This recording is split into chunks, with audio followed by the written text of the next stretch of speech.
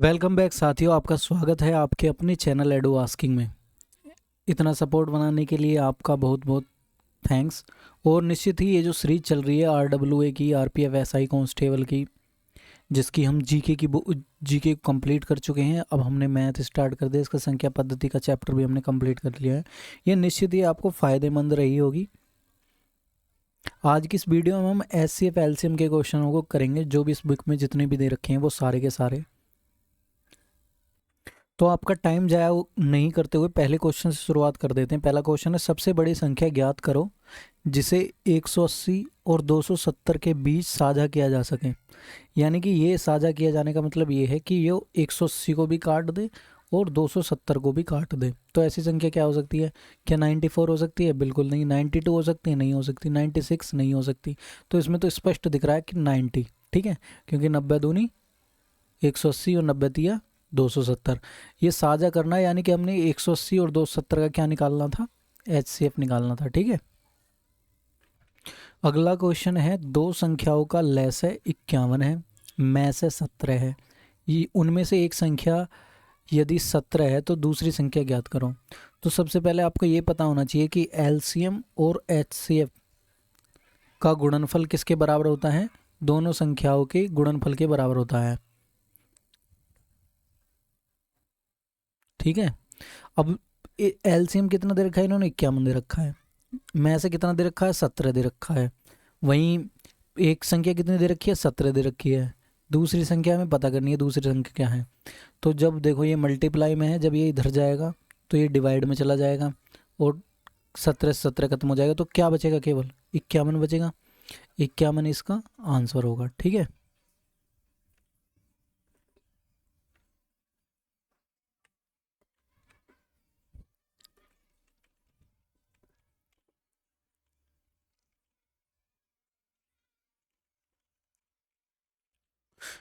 अगला क्वेश्चन, उन संख्याओं का गुणनफल ज्ञात कीजिए जिनका लैस है 8201 और में से एक है।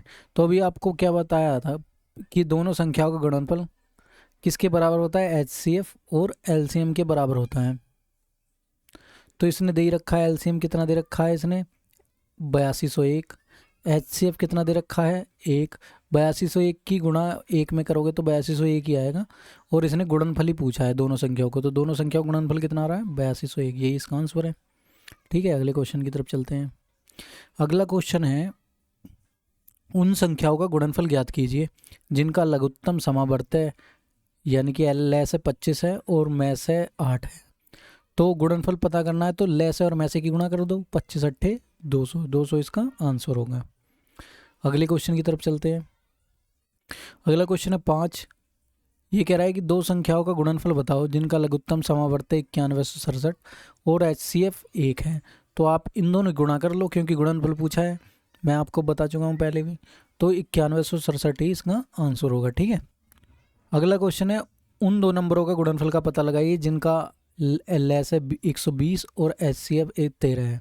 तो क्या करना है? केवल आपको गुणनफल पता करना है, तो इन दोनों की आपस में गुणा कर देना, क्योंकि P गुणा Q यानी कि दोनों संख्याओं का गुणनफल किसके बराबर होता है? LCM और HCF के बराबर होता है, ठीक है। ये कह रहा है कि दो संख्याओं का लैस है 182 है, उनका मैस है 13 है, एक संख्या उनमें 13 है, दूसरी संख्या क्या होगी? तो दोनों संख्याओं का गुणनफल क्या होता है? LCM गुणा HCF होता है।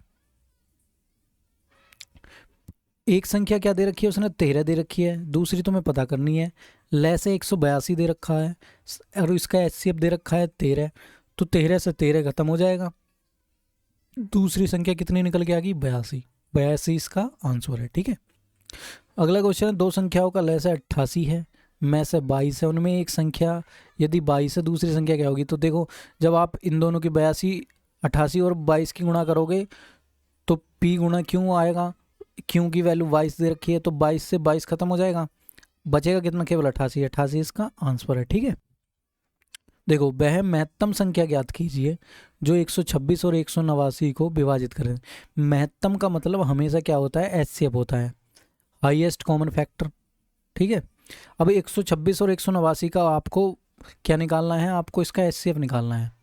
तो इसका एचसीएफ निकालने के लिए सबसे आसान विधि है कि आप ऑप्शन से इसे करने की कोशिश करो। ऑप्शन में महत्तम पूछा है तो सबसे बड़ी को सबसे पहले उठा लो। तो देखो ये है 63, सबसे बड़ी 63 है। अगर 63 दूनी 126 होता है, ये कट जाता है बिल्कुल, यानी कि ये इसका फैक्टर है। अब 89 को देखो, 60 तिया 180, 3 तिया 9, 189, 63 से 189 भी कट जाता है। तो ये क्या है, ये आंसर ए ही सही है। ठीक है, इसमें तुम्हें कुछ नहीं करना है, एचसीएफ को ऑप्शन से करना है। सबसे आसान तरीका, इससे आसान तरीका कुछ नहीं है। ऑप्शन से आपको करना है, और जो सबसे बड़ा ऑप्शन हो, महत्तम पूछा है क्योंकि, तो उससे शुरुआत करनी है। ठीक है, अगला क्वेश्चन है, दो संख्याओं का लैस 39 है, उनका में से 13 है, उनमें एक संख्या यदि 13 है, दूसरी संख्या ज्ञात करो। तो दूसरी संख्या देखो मैं पहले से ही कराता रहा हूँ, इन दोनों के आपस में गुणा कर दो और एक संख्या से इसे भाग कर दो। 13 से जब इसे भाग करोगे 13 से 13 खत्म हो जाएगा, बचेगा कितना, 39। 39 इसका आंसर होगा। ठीक है, उन संख्याओं का गुणनफल ज्ञात करें जिनका लघुत्तम समावर्त्य 8249 और महत्तम समावर्त्य 1 है। तो जब इनका गुणनफल ज्ञात करना है तो इन दोनों की लैसे में से कि आपस में गुणा कर दो, क्योंकि में से 1 है, अगर गुणा करोगे तो 8249 ही बैठेगा, यही इसका आंसर है। ठीक है, अगले क्वेश्चन की तरफ चलते हैं। अगला क्वेश्चन है, वह महत्तम संख्या आपको ज्ञात करनी है जो 198 और 297 को विभाजित कर सके। तो मैंने क्या बताया, महत्तम समावर्त्य संख्या पूछ रहा है, तो महत्तम आपको हाईएस्ट देखनी है इसमें। तो किससे करने की कोशिश करनी है, केवल ऑप्शन से करनी है, क्योंकि ऑप्शन से बहुत आसान हो जाएगा। सबसे बड़ा ऑप्शन चुनना है सबसे पहले। सबसे बड़ा कितना है, 99। अब आप 99 से काट के देख लो इन दोनों को, क्या 198 कटता है, 99 99 दूनी 198 बिल्कुल कटता है। क्या 297 कटता है, 99 तिया 297 बिल्कुल कटता है। ठीक है, अब मैं आपको मल्टीप्लाई करने की, अगर आपको पहाड़ा याद ना हो तो मल्टीप्लाई करने के लिए सबसे पहले एक तरीका है, अपने दिमाग में से 99 कैलकुलेट करो ही मत, आप इसे 100 कैलकुलेट करो। अब जब आप 100 की 2 में गुणा करोगे 200 बैठेगा, लेकिन आपने पहले एक फालतू मान रखा है, 2 बार मल्टीप्लाई करी तो वो 2 फालतू हो गए, 2 को कम कर दोगे तो कितना बचेगा, 200 में से 2 कम कर दिए तो कितना बचता है, 198 बचता है ना। तो इस प्रकार से भी आप सोच सकते हो। ठीक है, अगले क्वेश्चन की तरफ चलते हैं। अगला क्वेश्चन है, ऐसी दो संख्याओं का गुणनफल आपको ज्ञात करना है जिनका लैस है 9797 है और उनका में से 1 है। तो जब आपसे गुणनफल पूछ रहा है तो आप लैसे में से कि आपस में गुणा कर दो बस। तो 9797 में जब आप 1 की करोगे तो 9797 ही आएगा। देखो कितने सिंपल सिंपल क्वेश्चन आए। अगला क्वेश्चन है, दो संख्याओं का गुणनफल बताओ जिनका लैस है 8357 और में से 1 है। तो आंसर इसका 8357 ही होगा, क्योंकि 8357 एकम 53 होता है। अगला क्वेश्चन ये है कि दो संख्याओं का लैस है 55 है, में से उनका 11 है, उनमें से एक संख्या यदि 11 है तो दूसरी संख्या ज्ञात करो। तो जब भी आपको ऐसे सवाल आ जाए, लैसे में से दूसरी संख्या पूछे, तो लैसे में से कि आपस में गुणा कर दो, 55 गुणा 11 और डिवाइड कर दो किससे, जो संख्या दे रखी हो आप उससे डिवाइड करो। 11 से 11 खत्म हो जाएगा, बचेगा कितना, केवल 55। 55 ही इसका आंसर। ठीक है, अगला क्वेश्चन, उन दो संख्याओं का गुणनफल प्राप्त करो जिनका लघुत्तम समावर्त्य 70 और महत्तम समावर्त्य 7 है। तो दोनों संख्या का गुणनफल क्या होता है, एलसीएम और एचसीएफ का गुणनफल। एलसीएम 70 है, आप 70 और एचसीएफ 7 है, तो इनकी आपस में गुणा कर दो, 7 49 यानी कि 490। 490 इसका आंसर होगा। ठीक है, अगले क्वेश्चन की तरफ चलते हैं। अगला क्वेश्चन है कि वह महत्तम संख्या ज्ञात कीजिए जो 162 और 243 को विभाजित कर सकती हो। तो महत्तम का मतलब है हाईएस्ट। तो ऑप्शन से हमें करना है, सबसे बड़ा ऑप्शन ढूंढो कौन सा है। सबसे बड़ा ऑप्शन क्या है, 84 है, इसमें 84 है ना। अब 84 से ये देखो कि 162 कट सकता है, 8 दूनी 16, 4 दूनी 8, 168 होता है 84 दूनी, तो ये तो नहीं कट रहा। तो 84 से छोटा ढूंढो, कितना होता है, 83, ये 83 होता है। अब 83 दूनी कितने होते हैं, 8 दूनी 16, 3 दूनी 6 यानी कि 166, ये भी नहीं कट रहा, तो ये भी नहीं होगा। अब या तो 82 होगा या 81 होगा। अब 82 को आप करके देखोगे तो 82 दूनी कितने होते हैं, 8 दूनी 16, 64, 164 होते हैं, लेकिन ये कितना है, 162 है, तो 82 से भी नहीं कट रहा। अब 81 से काट के देख लो आप, 81 दूनी 162, 81 तिया 243, तो यही इसका आंसर हो गया। ठीक है, अगला क्वेश्चन है, दो संख्याओं का लैस है में से क्रम से 84 और 12 है, उनमें से एक संख्या 84 है, दूसरी संख्या ज्ञात करो। अगर एक संख्या 84 है तो लैसे में से का मतलब क्या है, लैसे में से कि आपस में आपको गुणा करनी है, 84 गुणा 12। अब जो संख्या दे रखी है उसको उससे भाग कर दो, 84 से 84 खत्म हो जाएगा, बचेगा क्या, 12। 12 इसका क्या है, आंसर है। ठीक है, अगले क्वेश्चन की तरफ चलते हैं। अगला क्वेश्चन है कि उन संख्याओं का आपको गुणनफल ज्ञात करना है जिनका एलसीएम 55 है और महत्तम सामर्थ्य 6 है। तो यानी कि 55 की आपको मल्टीप्लाई करनी है केवल 6 में। 55 के 5 अंक 300 और 5 अंक 300 यानी कि 330। 330 इसका आंसर है। ठीक है, अगले क्वेश्चन की तरफ चलते हैं। अगला क्वेश्चन क्या कह रहा है, दो संख्या का लैसे 171 है, मैं से उनका 19 है। यदि उनमें से एक संख्या 19 है, दूसरी संख्या क्या है, तो इन दोनों की आपस में गुणा कर दो। 171 गुणा 19 बटे जो संख्या दे रखी है उससे भाग कर दो। 19 से 19 खत्म, आंसर कितना आ गया 171। ठीक है, अगले क्वेश्चन की तरफ चलते हैं।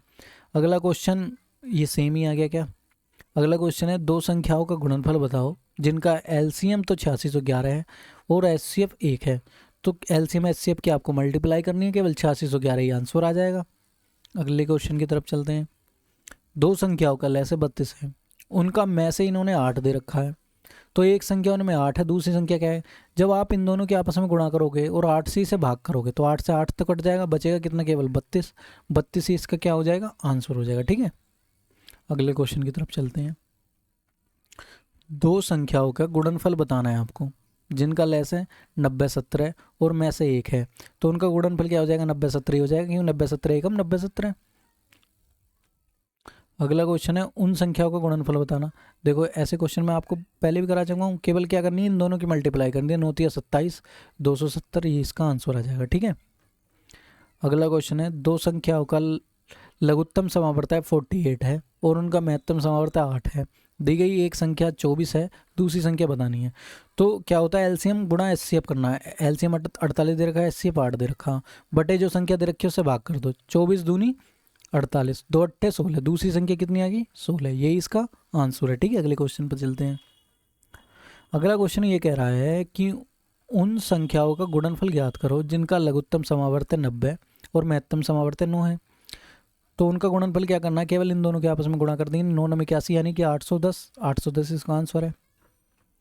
अगला क्वेश्चन है कि उन दो संख्याओं का गुणनफल ज्ञात करो जिनका एलसीएम 45 महत्तम समावर्तय 10। तो 45 की 10 में गुणा कर देनी है, 450 इसका आंसर है। अगला क्वेश्चन की तरफ चलते हैं। अगला क्वेश्चन है वह अधिकतम संख्या क्या होगी जो 852, 1065 और 1491 को पूर्णतः विभाजित करते। तो अधिकतम संख्या पूछी है। अधिकतम संख्या के लिए केवल ऑप्शन से आप करो इसे, आपको बहुत आसानी रहेगी। तो सबसे बड़ा ऑप्शन लो। सबसे बड़ा ऑप्शन क्या होता है, 217।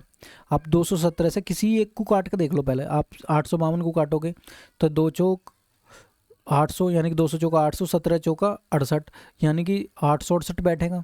4 बार मल्टीप्लाई करोगे 217 में, तो 217 छोटा क्या 213। अब 213 से काट के देख लो। 213 चौका 200 चौका 800, 13 चौका 52, तो यानी कि 852 बैठता है। तो बिल्कुल कट रहा है ये। अब 1065 देखो, 2 पंजे 2 पंजे मतलब 200 पंजे 1 से 1000, 13 पंजे 65, ये भी कट रहा है। तो निश्चित रूप से ये भी कटेगा। तो इसका सही आंसर क्या हो जाएगा, 213 इसका सही आंसर हो जाएगा। अगले क्वेश्चन की तरफ चलते हैं।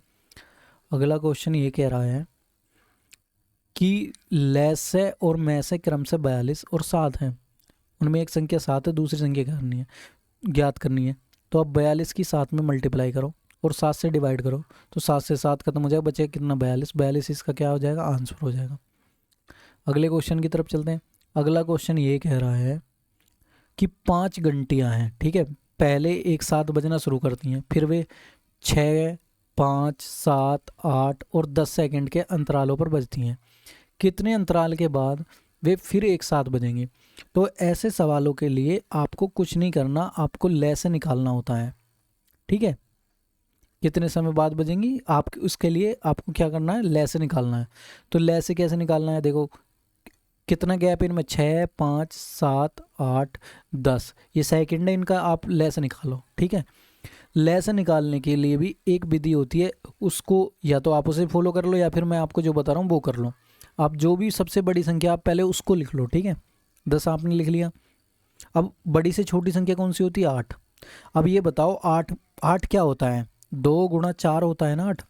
अगर आपने ये 10 लिखा है, क्या 10 में 2 होता है, 10 में 2 होता है बिल्कुल। तो इस 2 को छोड़ दो, क्या बचा, केवल इस 4 को लिख लो यहाँ पे। ठीक है, यहाँ तक बात समझ में आई। अब अगली बात है 7। अब ये 10 चौक 40 बन रहा है आपके पास, क्या 40 7 से डिवाइड हो रहा है, कुछ कॉमन निकल सकता है 40 और 7 से, कोई कॉमन नहीं निकल सकता, इसलिए 7 का पूरा लिख दो। ठीक है, अब ये बच रहा है 5। क्या 5 10 में होता है?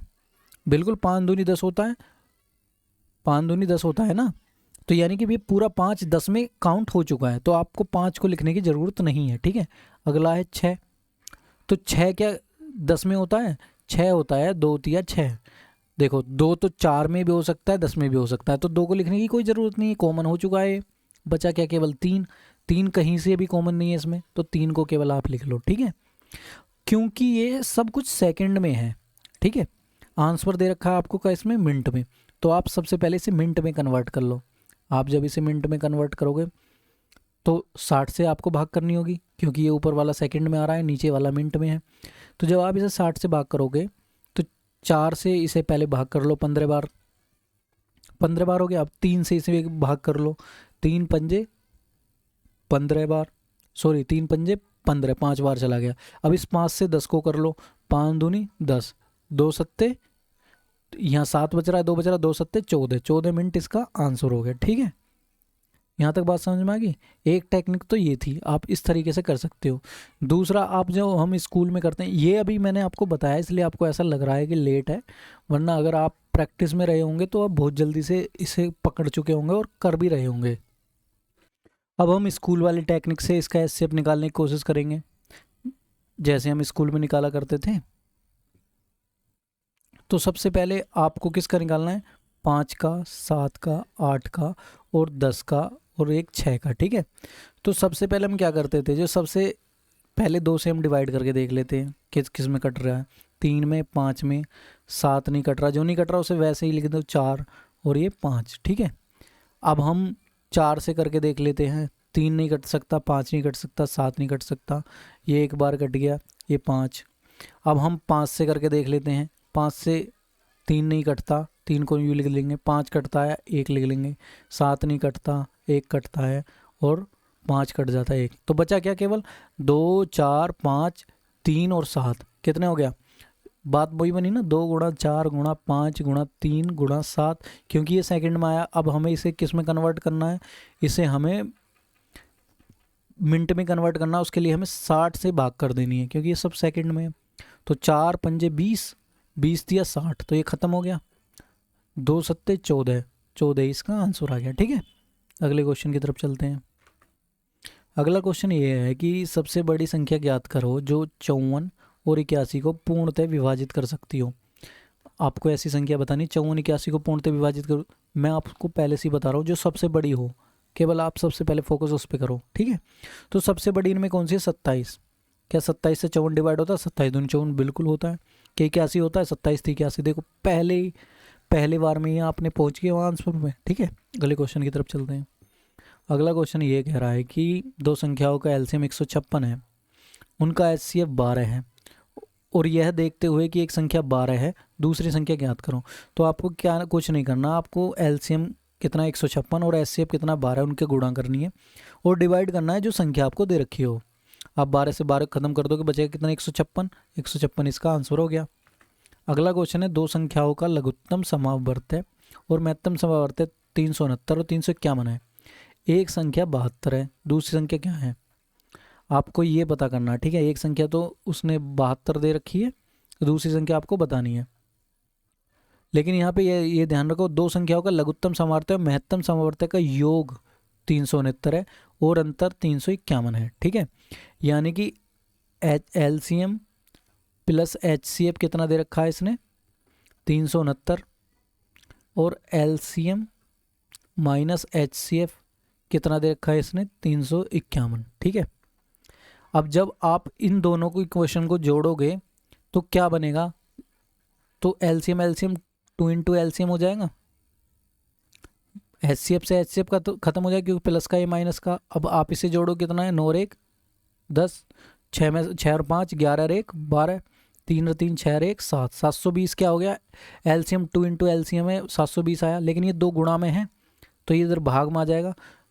तो कितना आया एलसीएम? 360। अगर एलसीएम 360 है तो एचसीएफ कितना होगा? क्योंकि एलसीएम और एचसीएफ का योग 369 है, तो एचसीएफ हो जाएगा 9, जाहिर सी बात है। ठीक है, तो अब आपको एलसीएम भी पता चल गया, एचसीएफ भी पता चल गया, और एक संख्या भी पता है 72 है। दूसरी संख्या आपको पता करनी है। तो क्या होता है वो एलसीएम और एचसीएफ का गुणनफल 360 गुणा 9 बटे 72। तो 72 पंजे 360 होते हैं, 5 9 45, 45 इसका आंसर है। ठीक है, अगले क्वेश्चन की तरफ चलते हैं।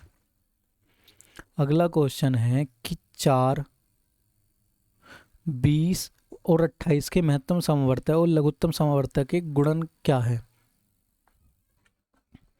तो देखो सबसे पहले आपको एचसीएफ आना चाहिए। एचसीएफ क्या होता है, देखो 4, 20 और 28, आपको ये पता करना है कि इसमें से आप कॉमन क्या निकाल सकते हो। देखो ये 4 है, 4 4 देखो 20 में भी होता है, 4 पंजे 20, 28 में भी होता है, 4 7 28, यानी कि 20 क्या होता है 4 5, 4 पंजे 20, यानी कि 28 क्या होता है 4 गुणा 7 होता है। तो क्या कॉमन आ रहा है इन तीनों में, देखो 4 4 4, केवल 4 ही कॉमन आ रहा, तो ये क्या हो गया एचसीएफ हो गया। ठीक है, अब बात कर रहे हैं हम एलसीएम की। एलसीएम कैसे निकालते हैं, एलसीएम निकालते हैं जो मैं अभी पहले आपको विधि बताई थी। जैसे 4 20 28 है, तो इसमें सबसे पहले आप बड़ी संख्या को लिख लो। आपने बड़ी संख्या लिखी। अब इस 28 में क्या क्या होता है, 28 में होता है 4 × 7, 20 में क्या होता है 4 × 5। तो देखो 28 जब आपने लिखा है तो 4 आपने पहले ही लिख लिया, तो 4 लिखने की जरूरत नहीं है, क्या लिखना है केवल आपको 5। ठीक है 5। अब 28 में 4 होता है और ये खुद 4 है, तो इस 4 को भी लिखने की जरूरत नहीं है। तो एलसीएम कितना है 28 पंजे। ठीक है 28 पंजे कितने होते हैं 280 का आधा 140, 28 पंजे 140 होते हैं। एचसीएफ कितना आया है, एचसीएफ आया है 4, एलसीएम आया 140, तो इन दोनों का गुणन पूछा है। 140 गुणा 4 पूछा है उसने। 140 चौका कितने होते हैं 14 चौका 56, 560, 560 इसका आंसर है। ठीक है, अगले क्वेश्चन की तरफ चलते हैं। अगला क्वेश्चन ये कह रहा है कि 2 की पावर 4, 3 की पावर 4, 5 की पावर 3, 7 की पावर 2 और 2 की पावर 2, 3 की पावर 6 और 5 की पावर 5 का मैसे पे क्या होगा। मैसे पे क्या होता है, जो कॉमन होता है, क्या क्या कॉमन निकल सकती है। ठीक है, तो जब भी ऐसे गुणन दे रखे हों तो उसमें जो छोटी घातें हैं, ठीक है, उन्हें लिखना है। जैसे कि 2 की पावर यहाँ 4 है, यहाँ 2 की पावर 2 है, तो आपको छोटी वाली लिखनी है, नहीं 2 की पावर 2 लिखनी है। आगे 3 की पावर 4 है, या 3 की पावर 6 है, आपको छोटी वाली लिखनी है। छोटी वाली कितनी 3 की पावर 4।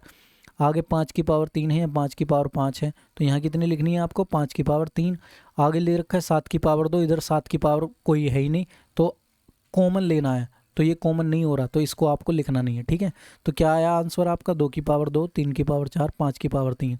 2 की पावर 2, 3 की पावर 4, 5 की power 3, option A is the correct. ठीक है, अगला क्वेश्चन है 3 संख्याएं एक दूसरे की सहभाज्य हैं और पहली 2 और अंतिम 2 का गुणनफल 432 और 945 है। 3 संख्याओं का लघुत्तम समवर्तक ज्ञात करना आपको। सहभाज्य संख्याएं वे संख्याएं होती हैं जिनमें से कुछ भी कॉमन ना हो, यानी कि वे संख्या हो सकती हैं x, y और z। ठीक है, यानी कि इनमें से कुछ भी चीज़ कॉमन नहीं हो सकती। ये सहभाज्य उसने लिखा है ना, इसलिए। ठीक है, तो इसने बता रखा है कि पहली 2 का गुणनफल यानी कि x और y का गुणनफल दे रखा है इसने 432। ठीक है, और बाद की 2 का गुणनफल कितना दे रखा है उसने 945, यानी y इंटू जेड का कितना दे रखा है इसने 945। ठीक है, यहाँ तक बात आपको समझ में आएगी। अब आगे ये कह रहा है कि आपको एलसीएम ज्ञात करना है। अगर मैं ये कहूँ कि ये तीनों में से कुछ भी कॉमन नहीं है, आपको इसका एलसीएम निकालना है, तो एलसीएम कैसे निकालते हो, केवल इन तीनों की आपस में मल्टीप्लाई कर देते हैं तो एलसीएम निकल जाएगा। ठीक है, लेकिन अगर अब यहाँ पे मेरे को इनका एलसीएम निकालना है, जो कि अभी हमें संख्या नहीं पता, लेकिन मैं अगर इनकी मल्टीप्लाई करूं, कितना बैठेगा x गुणा y गुणा z, इतना बैठेगा ना। लेकिन मुझे चाहिए कितना, मुझे चाहिए x y z। अगर इस वाली चीज़ को मैं y से डिवाइड कर दूं तो मुझे ये चीज़ प्राप्त हो जाएगी नहीं हो जाएगी x y z। अगर मैं y से इस चीज़ को डिवाइड कर दूं, y क्या है, y ऐसी चीज़ है जो दोनों में कॉमन है इनमें। ठीक है, क्योंकि एक्स वाई और ये y z, तो कॉमन कैसे निकाला जाएगा 432 और 945 का मुझे कॉमन निकालना है। कॉमन कैसे निकाला जाएगा, तो सबसे पहले आप किससे डिवाइड कर सकते हो, इससे बड़ी से बड़ी संख्या से डिवाइड करके देखो, जिससे दोनों को डिवाइड कर सको। 9 से डिवाइड कर सकते हैं, हाँ 9 चौक 36 कर सकते हैं। बचेगा कितना 7, 9 अट्ठे 72, खत्म हो गया। ऐसे ही आप इसे करोगे तो कितनी बार 9 एकम 9, 105। अब देखो 48 और 105 को किसी और चीज़ से हम डिवाइड कर सकते हैं, किससे कर सकते हैं बताइए। हम 3 से डिवाइड कर सकते हैं, 3 से कर सकते हैं ना, 16 3 48। इसे हम डिवाइड कर सकते हैं 3 से, कितने, 35 या 105, ठीक है।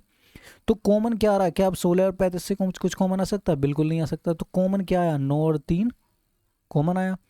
क्या कॉमन आया, 9 और 3 कॉमन आया। 9 और 3 क्या है, 9 3 27 है ना, ये 27 क्या है, ये 27 क्या, जो चीज़ कॉमन है, कॉमन क्या थी, बाई। अगर बाई की वैल्यू 27 है, ठीक है, तो आप यहाँ पे आप एक्स की वैल्यू कितनी निकालोगे, एक्स की वैल्यू कितनी निकल कर रही है, 16। तो यानी कि एक्स कितना हो गया, 16। बाई कितना आ रहा है, 27। एक्स कितना आ रहा है, एक्स आ रहा है 16, ठीक है। और वहीं उसी प्रकार देखो 9 3 27 से तो कॉमन आ गया, ये क्या है, बाई है। तो बच क्या रहा है, ये जेड ही तो बच रहा है, जेड कितना आ रहा है, 35, ठीक है। सिंपल सी बात आ गई आपके समझ में। तो आपको क्या करना है, अब इनकी मल्टीप्लाई कर देनी है। मल्टीप्लाई भी देखो सबके आगे जीरो आ रहा है, ठीक है। क्योंकि जीरो क्यों बन गया, ये अब ये है 16 है, ये 16 में 35 की गुणा करोगे, यानी कि सम में 5 की गुणा करते हैं तो जीरो बन जाता है, ठीक है। तो लेकिन बाद के जो 5 5 3 2 ये सब यूनिट डिजिट अलग हैं जीरो के अलावा। तो अगर मैं 35 की 35 दूनी कितना होता है, 70 होता है ना। अब ये 8 दूनी लिख सकता हूँ मैं, से 8 दूनी 35, 16 को मैंने 8 इंटू 2 में कर लिया, 35 दूनी 70 हो गया। अब जीरो को मैं नेगलेक्ट करता हूँ, मैं सोचता हूँ कि जीरो है ही नहीं। अब बाकी यूनिट डिजिट को करके देखता हूँ कैलकुलेट, 7 अट्टे 56, 6 बचा, और 6 सत्ते 42, यूनिट डिजिट 2 बचा। तो लास्ट में केवल जिसके 2 है जीरो को हटा के, वही इसका आंसर है। तो कितना है ये, 15 120। आप इस तरीके से इसे कर सकते हो, वरना दूसरा कोई इसमें बड़ी मल्टीप्लाई नहीं है, 27 16 35 है, केवल कोई इतनी बड़ी मल्टीप्लाई तो है नहीं। तो आप 8 गुणा 2 गुणा 35 करके देख सकते हो, 35 दूनी 70, 70 हो गया, 7 8 56, यानी कि 560 हो गया। 560 में आपको केवल 27 की गुणा करनी है, ठीक है। 27 की गुणा आप यहाँ से कर सकते हो, 7 6 42 आपको यहाँ भी नज़र आ रहा है, लास्ट में 2 आना है जीरो के बाद, तो 2 केवल एक में ही है, ये इसका आंसर है, ठीक है। यहाँ तक बात समझ में आ गई आपको। अगले क्वेश्चन पे चलते हैं। अगला क्वेश्चन ये कह रहा है कि वह बड़ी से बड़ी आपको संख्या बतानी है जिसे 55 72 और 123 को विभाजित करने पर क्रम से 3 7 और 6 प्राप्त हुए शेष फल, ठीक है। तो वो संख्या आपको बतानी है। तो ऐसे सवालों में करने के लिए सबसे पहले, जैसे कि इसने कहा 55 72 और 123 में 3 7 6 से डिवाइड करने पर प्राप्त हो कौन सी बड़ी संख्या से हम इसे डिवाइड करें। तो उसके लिए देखो 55 में अगर डिवाइड करें तो कितना शेष बच रहा है, 3। अगर हम शेष ना बचाएं, कट कितना जाएगा, 52 पूरा पूरा कट जाएगा नहीं। अगले में कह रहा है ये 72 है, 72 में से अगर हम 7 शेष बच रहा है, अगर हम शेष ना बचता होता तो संख्या पूरी पूरी कितनी कट जाती, वो कितनी होती जो कट जाती, 65 होती तो कट जाती, क्योंकि 55 72 में 7 के 65, तभी तो बच रहा है, 65 कट गया होगा, संख्या 72 थी तो 7 रिमाइंडर बच गया है नहीं। उसी प्रकार ये 6 है, अब 6 से इसे भाग करोगे कितना बचेगा, 117। यहाँ तक आपको बात समझ में आ गई। 6 हमने क्या किया, माइनस किया, हमने रिमाइंडर माइनस कर दिया, हमने केवल वो संख्या ज्ञात करी है जो कट रही हो पूरी। तो पूरी पूरी कटने वाली एक तो 52 होती है, 65 होती है और 117 होती है, ठीक है। तो अब आपको बड़ी से बड़ी संख्या प्राप्त करनी है, तो आप सबसे बड़े ऑप्शन पे जाओ, तो कितना 117, क्या 117 से 52 को आप काट सकते हो, नहीं काट सकते ना, तो ये नहीं हो सकता। दूसरा 66 से 52 नहीं कट सकता, क्योंकि ये तो खुद ही बड़ा है। अब आई बारी 26 की, 26 से 52 कटता है क्या, 26 दूनी 52 बिल्कुल कटता है। क्या 26 से 65 कट सकता है, नहीं कट सकता, तो ये नहीं होगा। बचा केवल 13, 13 इसका आंसर, क्योंकि 13 चौका 52, 13 पंजे 65 और 13 में 117, ठीक है। अगले क्वेश्चन की तरफ चलते हैं। अगला क्वेश्चन है 3 अंकों की सबसे बड़ी संख्या 4 अंकों की सबसे, क्या कह रहा है, 3 अंकों की सबसे बड़ी संख्या और 4 अंकों की सबसे छोटी संख्या का योग ज्ञात करो जिसका महत्तम समावर्तक 24 है।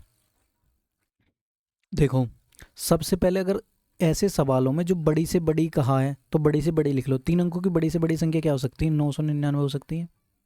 आगे कहा है 4 अंकों की सबसे छोटी संख्या ज्ञात करनी है। संख्या सब 4 अंकों की सबसे छोटी क्या होती है, 100, यानी कि 1000 होती है, इससे छोटी तो कोई हो नहीं सकती। अब आपको क्या करना है, महत्तम समावर्तक। महत्तम समावर्तक का मतलब होता है कि जो 24 से डिवाइड हो। तो 24 से डिवाइड हो तो आप इसे 24 से डिवाइड करके देख लो, ठीक है, क्योंकि बड़ी से बड़ी गई है। तो जब आप इसे 24 से डिवाइड करोगे तो कितनी बार जाएगा, 24 एकम 24 दूनी 48, 24 चौका 96, बचा कितना 3 9 39 हो गया। 24 एकम 24 केवल एक बार, तो कितना बचा 39 में 24 गए तो 15, रिमाइंडर कितना बच रहा है 15। यानी कि अगर ये 999 999 है ना, 999 से 15 कम होती है, पूरी कट जाती। तो 999 से 15 कम कर दो, 9 में से 5 गए 4, 99 में से 1 गया, कितना बचेगा 99 में से 1 गया 98, 984। ठीक है, तो 3 अंकों की सबसे बड़ी संख्या 984 है जो 3 से डिवाइड होती हो। अब वहीं 1000 की छोटी से छोटी पूछी है, अब छोटी से छोटी पूछी इसे भी 24 से डिवाइड करो। ये भी कितनी बार जाएगा, लगभग 41 बार ही जाएगा। नहीं 41 बार नहीं, इसको हमें एक बार एक्स्ट्रा डालना है, 42 बार करके देखना। क्योंकि देखो अब मैं क्यों कह रहा हूँ, क्योंकि देखो एक का डिफरेंस है ना इसमें। चलो आप करके भी देख लो, 24 चौका 96, बचा कितना 40 हो गया। अब 24 40 में चला जाएगा क्या, नहीं जाएगा, कितनी बार भी नहीं जाएगा, एक बार जाएगा केवल। अगर आप ऐसे एक बार भेज दोगे, कितनी बार 24, तो रिमाइंडर कितना बचेगा 16। लेकिन अगर आपने ये 16 रिमाइंड कर दिया, 16 इसमें से रिमाइंड कर दिया, तो क्या ये 3 अंकों की 4 अंकों की संख्या बचेगी, नहीं ये तो 3 अंकों की संख्या हो जाएगी। ठीक है, क्योंकि 984 बचेगा, 3 अंकों की संख्या हो जाएगी। अब चाहिए तुम्हें 4 अंकों की, तो तुम्हें पहाड़ा एक बार एक्स्ट्रा पढ़ना है।